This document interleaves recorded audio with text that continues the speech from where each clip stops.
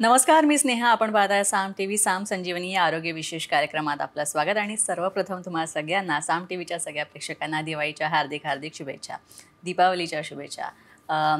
प्रेक्षक हो, दिवाळी म्हटलं की आपण धनत्रयोदशी, लक्ष्मीपूजन अशा सगळे सणसुद्धा साजरे करतो. हे सगळं त्यात आलंच. मात्र लक्ष्मीपूजन किंवा धनत्रयोदशी साजरी करताना आपण घरातल्या धनाची पूजा करतो. म्हणजे आपल्याकडे जे काही पैसा, अडका, मालमत्ता, दागदागिने असतील त्याची आपण पूजा करतो. लक्ष्मीपूजनच्या दिवशीसुद्धा आपण असंच करतो. पण खरं धन हे काय माहिती आहे का? खरं धन खरं तर हे आपलं आरोग्य आहे. जर आपलं आरोग्य, आपलं शरीर, आपलं मन चांगलं असेल तर आपलं आयुष्य चांगलं व्यतीत करण्यात आपल्याला खूप ते सोयीस्कर होतं आणि मदत होते.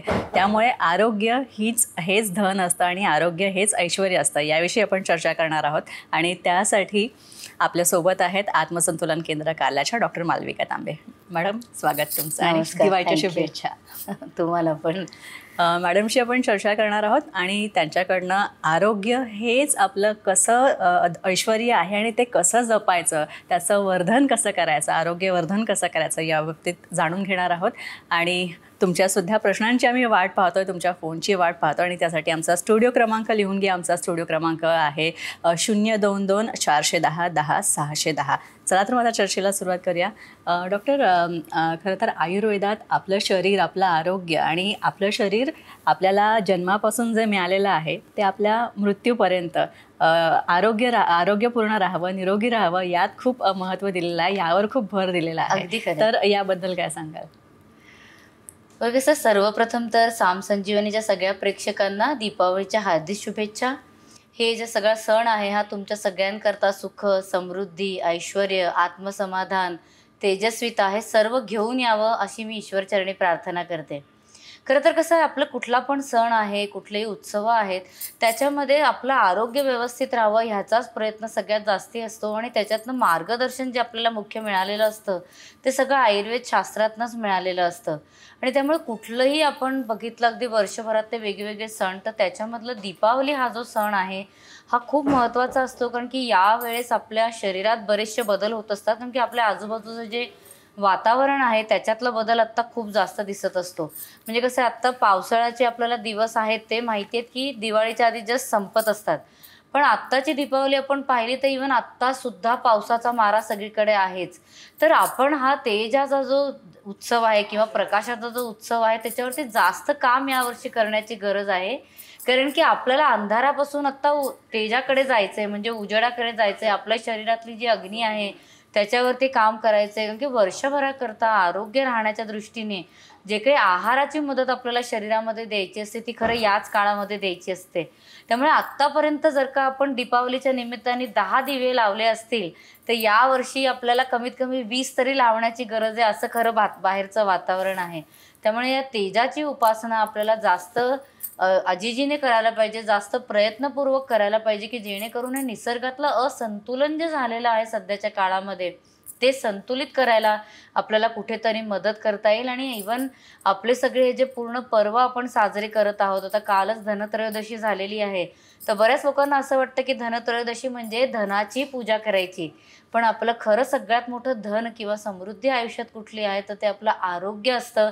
आणि धनत्रयोदशी ही साजरी केली जाते कारण की भगवान धन्वंतरी याच दिवशी आपलं जे समुद्र मंथन झालेलं होतं त्याच्यातनं जे 14 रत्न बाहेर आली होती, त्या रत्नांपैकी एक महत्त्वाचं रत्न म्हणजे आपले भगवान धन्वंतरी आहेत. आणि ते स्वतःबरोबर अमृत कलश, अमृत कुंभ घेऊन आणि जलौका घेऊन बाहेर आले होते.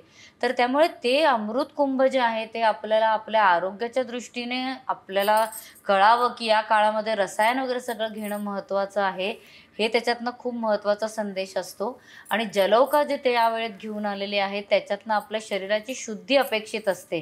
तर त्यामुळे हा संपूर्ण आपण पर्व पाहिला दीपावलीचा तर हा आपल्याला सगळे आरोग्य संकेत देण्यासाठी आहे.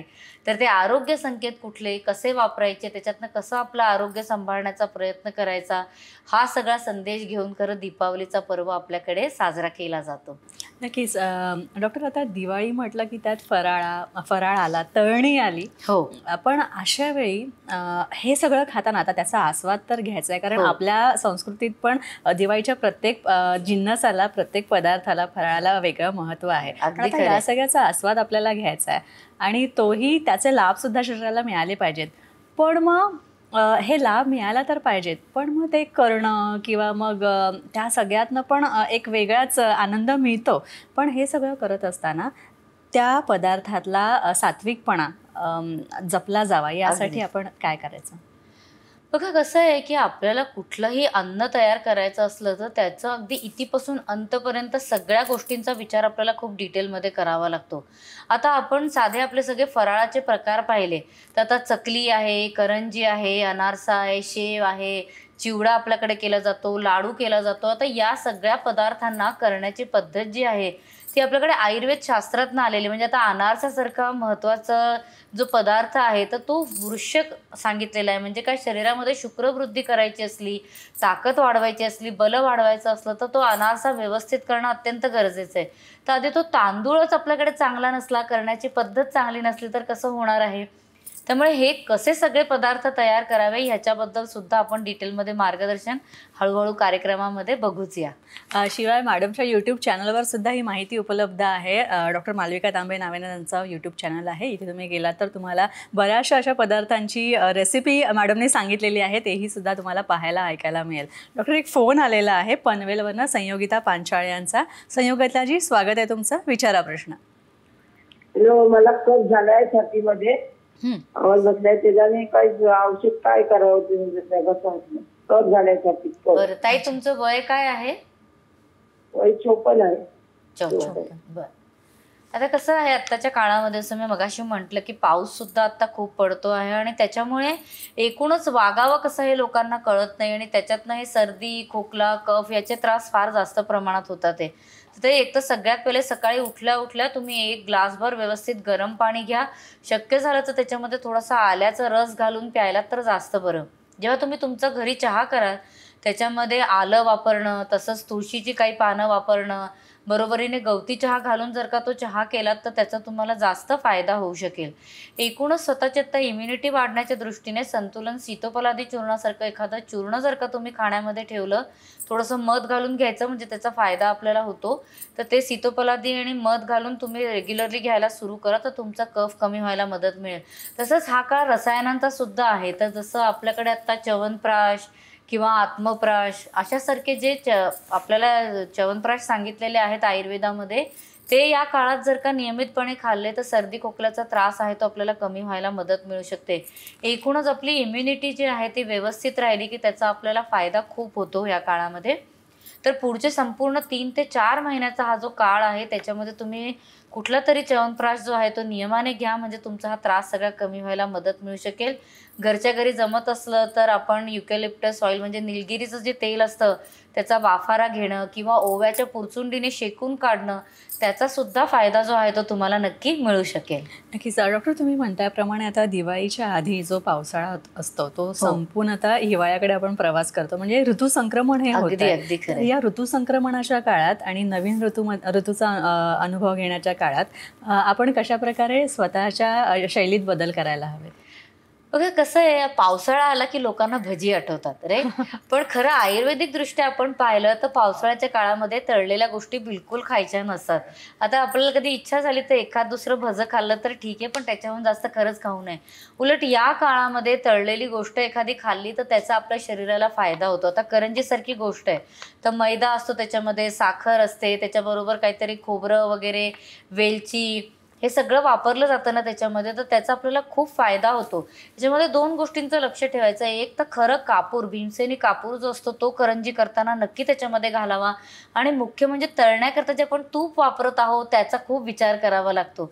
आता खरं साजूक तूप जर का तुम्ही वापरात ठेवलं तुमच्या, तर तुम्ही जे तळलेली गोष्ट असणार आहे त्याचं पोषण तुमच्या शरीराला मिळेल, पण कुठल्याही प्रकारचा त्रास होणार नाही. म्हणजे ट्रान्स फॅट, कोलेस्ट्रॉल चुकीचं वाढणं वगैरे अशा प्रकारचे जे त्रास दिसतात ते बिलकुल होत नाही.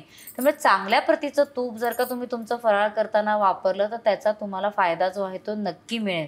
तर फराळ करताना आपले आता जे सगळी जी आपल्याकडे पूर्ण शैली सांगितलेली आहे की कसं वागावं, त्याच्यामध्ये फराळ हे खूप महत्त्वाचे असतात आणि बाकीच्याही गोष्टी आपण हळूहळू कार्यक्रमामध्ये बघूया. नक्कीच. आणखी एक फोन येतोय कोल्हापूरवरनं. सतीशजी बोलताय. सतीश निंबाळकर, बोला, विचारा, प्रश्न विचारा. हा सतीशजी, विचारा प्रश्न. हॅलो. हा बोला. Hello, hello. हा बोला, तुमचा आवाज ऐकू येतोय, प्रश्न विचारा. दिवाळी संदर्भाचा असा माझा प्रश्न आहे मॅडम. हॅलो. हा बोला, प्रश्न विचारा. हा, तर यापूर्वीची दिवाळी थंड असायची.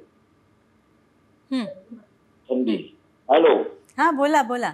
हा, तर आज ह्या वातावरणातला जो बदल आहे, पूर्ण उष्णतेचं वातावरण आहे, मग हे फराळ वगैरे हे शरीराला सूट होतील काय? अच्छा अच्छा. आता मला अच्छा, जो बदल आहे. अगदी सर, खरी गोष्ट आहे. आपण सुरुवातीला खरं या बाबतीत आपण थोडं सांगितलंच होतं की आत्ता जो काही आपल्याला निसर्गामधले चुकीचे बदल दिसतात आहे की आपल्याला पाऊस दिसतो आहे आत्ता सुद्धा, जसं हिवाळा ऋतूमध्ये सगळे बदल व्हायला पाहिजे तसे काही आपल्याला होताना दिसत नाही आहे. पण ही शरद ऋतू जी असते ही आपल्याला पावसाळ्याकडून थोडीशी उष्णता आणून आणि मग हिवाळ्याकडे जाणारी असते. त्यामुळे शरद ऋतूची जी काळजी आहे ती आपल्याला नवरात्रात आणि आपल्याला दीपावलीच्या काळामध्ये घ्यायला पाहिजे.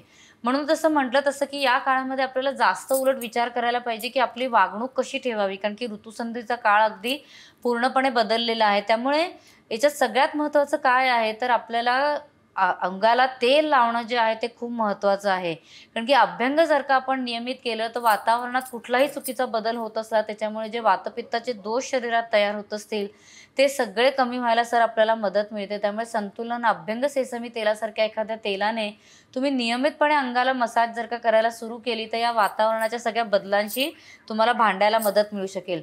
दुसरं आहे रसायनं जी आहेत ती खूप महत्त्वाची असतात. रसायनं कुठल्याही काळामध्ये व्यवस्थित घेतली गेली तर त्याच्याने आपलं आरोग्य नीट राहायला मदत मिळते आणि एस्पेशली या काळात तर घेतली तर त्याचा फारच फायदा होतो.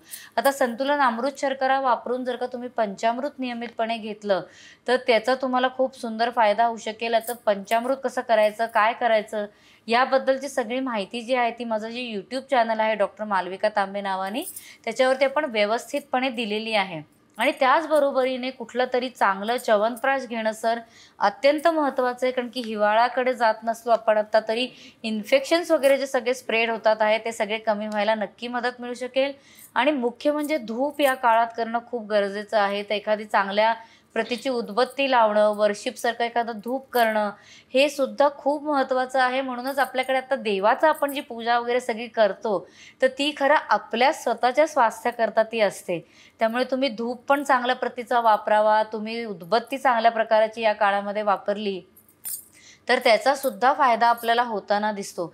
आणि सगळे जे आहार पदार्थ आहेत ते तुम्ही करायलाच पाहिजेत.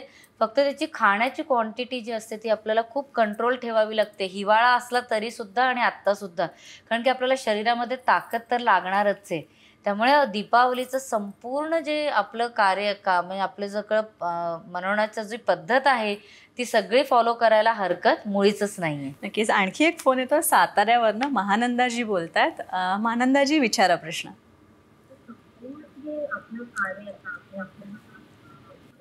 महानंदाजी, थोडा मोठ्याने विचारा, तुमचा आवाज ऐकू येत नाही. हो हो विचारते. हा हा, माझा एक प्रश्न असा आहे. माझ्या मिस्टरांचं ऑपरेशन झाले एन्डोप्लास्टी. एन्डोप्लास्टी झाले मिस्टरांची. ओके. तर त्यासाठी पथ्य कोणतं पाळावं आणि काय काळजी घ्यावी? आणि वय काय आहे सरांचं? ऑपरेशन झाले एन्डोप्लास्टी झाले मिस्टरांची. मला वाटतं टीव्हीचा आवाज चालू आहे. वय सांगा, वय काय आहे मिस्टरांचं तुमच्या? 58 वर्ष. अच्छा, 58 वर्ष आणि अँजिओप्लास्टी झाली आहे. अगदी. बघा कसं आहे की कुठलीही सर्जरी झाली की ती शरीरामध्ये कुठली तरी इजा झाल्यासारखंच आपल्याला त्याची काळजी घ्यावी लागते. त्यामुळे सर्वप्रथमचं एन्जिओप्लास्टी झालेली आहे तर आहारापेक्षा पण मी म्हणेन की आधी विहारावर लक्ष दिलं पाहिजे. एक तर सकाळी वेळेत उठलं पाहिजे न चुकता. साधारणपणे डीप ब्रीदिंग आहे ते अगदी नियमाने करा. आत्ता जरी प्राणायाम वगैरे लगेच सुरू नाही केला तरी डीप ब्रीदिंग अत्यंत महत्त्वाचं आहे. त्याच्यानंतर संपूर्ण अंगाला तेल लावणं सुद्धा महत्त्वाचं आहे, कारण की आपल्याला सर्क्युलेशनला आत्ता जेवढी मदत करता येईल तेवढं जास्त उत्तम राहील. रात्री झोपताना सुद्धा छातीला हलक्या हाताने जर का तुम्ही संतुलन अभ्यंग सेसमी तेलासारखं एखादं तेल नियमाने लावलं तर त्याचाही तुम्हाला फायदा जो आहे तो नक्की मिळू शकेल. आहारामध्ये काळजी घ्यायची की कुठलंही जड पदार्थ आहे तो खाण्यामध्ये बिलकुल ठेवायचा नाही.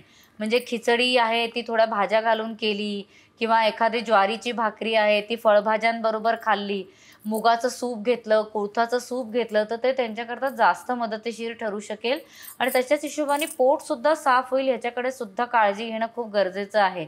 तर रात्री झोपताना जसं संतुलन सॅनकुल चूर्णासारखं एखादं चूर्ण घेतलं तर त्याचाही तुम्हाला फायदा मिळू शकेल. जेवल्यानंतर संतुलन अन्नयोगसारख्या गोळ्या घेतल्या तर त्याचाही तुम्हाला फायदा मिळू शकेल. म्हणजे एकूणच काय तर पोट साफ होणं, कुठल्याही प्रकारे पोटामध्ये जडपणा न वाटणं, ब्लोटिंग न वाटणं, अशा प्रकारचा आहार घेणं जास्त बरं राहील. कुठलाही फर्मेंटेड पदार्थ जो आहे तो टाळलेला बरा.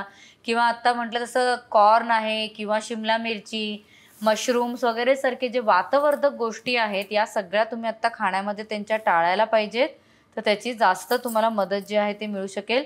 आणि बरोबरीने आपल्याला सुरुत्प्राशसारखं एखादं जे रसायन आहे की जे च्यवनप्राशसारखं आहे पण हृदयाला जास्त मदत करू शकेल ते सुद्धा त्यांना नियमाने घ्यायला सांगावं. म्हणजे एकूणच आत्ता जो काही त्रास एवढ्या कमी वयामध्ये झालेला आहे तो अजून भरून निघायला आपल्याला मदत जी आहे ती करता येऊ शकेल. नक्कीच. आणखी एक अमरावतीवरनं फोन आलेला आहे सुनील यांचा. विचारा प्रश्न. हॅलो. हा बोला. रोज जेवणात ताजं दही घेतलं तर चालते का? अच्छा. जेवणात ताजं काय? दही. दही. ओके. रोज जेवणात ताजं दही घेतलं तर चालते का? अच्छा. बघा कसं आहे की दहीपेक्षा सुद्धा आम्ही नेहमी सजेस्ट करतो की ताक रोजच्या जेवणामध्ये घेतलेलं जास्त उत्तम असतं. कारण की दही ही फर्मेंटेड गोष्ट असते आणि जेव्हा आपण दह्याला घुसळतो त्याच्यामध्ये एक प्रॉपर अमाऊंट ऑफ पाणी जेव्हा मिक्स करतो तेव्हा त्याच्यातनं आपल्याला मदत जी असते बॅक्टेरियाजची ती जास्त चांगल्या प्रमाणे मिळते. आणि त्याच्याच जागी जर का दही आपण डायरेक्टली खाल्लं तर बऱ्याचदा त्याचा आंबटपणा जो आहे तो जास्त प्रमाणात एकत्र गेल्यामुळे काही लोकांना त्याच्यामुळे करपट ढेकर येण्याचा त्रास किंवा आम्लता जी आहे शरीरातली ती वाढते आणि त्याच्यामुळे त्रास होऊ शकतो. उलट पचन व्यवस्थित न होता अपचनाकडे जाताना मग दिसतं आपल्याला. त्यामुळे दही आहे ते प्रत्येकाकरता चालतं का तर तसं आपल्याला हो नाही सांगतायत. काही लोकांना दही नियमित चालू शकतं, काही लोकांना दही नियमित नाही चालू शकत. त्यामुळे दही खाण्याचे बरेचसे नियम सांगितलेले आहेत आयुर्वेदामध्ये. आता तुम्ही माझा जो यूट्यूब चॅनल आहे डॉक्टर मालविका तांबे नावाने त्याच्यावरती दह्याबद्दल मी संपूर्ण माहिती दिलेली आहे. म्हणजे दही कसं करायचं, त्याच्यामध्ये कुठल्या प्रकारचं विरजण हवं आणि दही रोज खायचं असलं तर ते काय काय गोष्टी मिक्स करून खाता येऊ शकतं. तर मला वाटतं सर तुम्ही ते व्हिडिओ नक्की बघावा आणि जर का तुम्हाला दही खाल्ल्यामुळे कुठल्याही प्रकारचा त्रास जाणवत असेल तर मग ताक प्यायलेलं जास्त उत्तम राहील. ताकामध्ये तुम्ही काळं मीठ आणि जिरपूड घालून जर का प्यायलात तर तुम्हाला त्याचा फायदा पण मिळेल आणि त्रासही कुठल्याही प्रकारचा होणार नाही. अच्छा. आणखी एक फोन आहे नाशिकवरनं. प्रकाशजी बोलतायत. प्रकाशजी विचारा प्रश्न. नमस्कार. हा बोला. अच्छा मॅडम तर बोला. हा बोला बोला बोला तुम्ही प्रश्न विचारा. मी प्रकाश शेंगाने बोलतोय. हा. नाशिकहून. हा. मला नमस्कार मॅडम. हा बोला बोला. मी प्रकाश शेंगाने बोलतोय नाशिकवरून. हो तुमचा प्रश्न विचारा. मला फिशरचा त्रास आहे. फिशरचा. अच्छा. फिशर गेले 2 महिने 3 महिने झाले मला त्रास झालाय. तर त्याच्यासाठी मला काय करावं लागेल? बरं सर तुमचं वय किती आहे? प्रश्नच विचारला. फिशरचा त्रास आहे मला. हो तुमचं वय किती आहे सांगा प्रकाशजी. माझं वय आता 72 आहे. 72 आहे. बरोबर. कसं असतं जसं जसं वय वाढतं तसं आपल्या शरीरामध्ये कोरडेपणा जो आहे तो वाढत जातो आणि तो कोरडेपणा कमी करण्याच्या दृष्टीने आपल्याला खूप काळजी घ्यावी लागते. एक तर आपल्याला आहारामध्ये व्यवस्थित द्रवपदार्थ ठेवावे लागतात. तर जसं वय वाढेल तसं पातळ आमटीबरोबर पोळी कुस्करून खाणं, एखादा सूप रात्री झोपताना आपल्या आहारामध्ये ठेवणं, जे डिनर आपण घेऊ त्याच्यामध्ये, म्हणजे कसंही करून द्रवांश जो आहे तो व्यवस्थित वाढवला तर मग पोट साफ होताना कुठल्याही प्रकारची इजा एनसला होत नाही. पर्यायाने फिशर वगैरे सारखे त्रास जे आहेत ते आपल्याला टाळता येऊ शकतात. आहारामध्ये सुद्धा जसं आता संतुलनचं साजूक तूप आहे गाईचं तयार केलेलं तर तशा प्रकारचं तूप जे आहे ते आपल्याला आहारामध्ये नियमित ठेवलेलं चांगलं. कारण की आमटी भात खात असताना, पोळी भाजी खात असताना ह्याच्यामध्ये जर का साजूक तूप वरून टाकलं गेलं तर त्याचं पचनही व्यवस्थित होतं आणि आतड्यांमधली स्निग्धता सुद्धा व्यवस्थित टिकून राहते.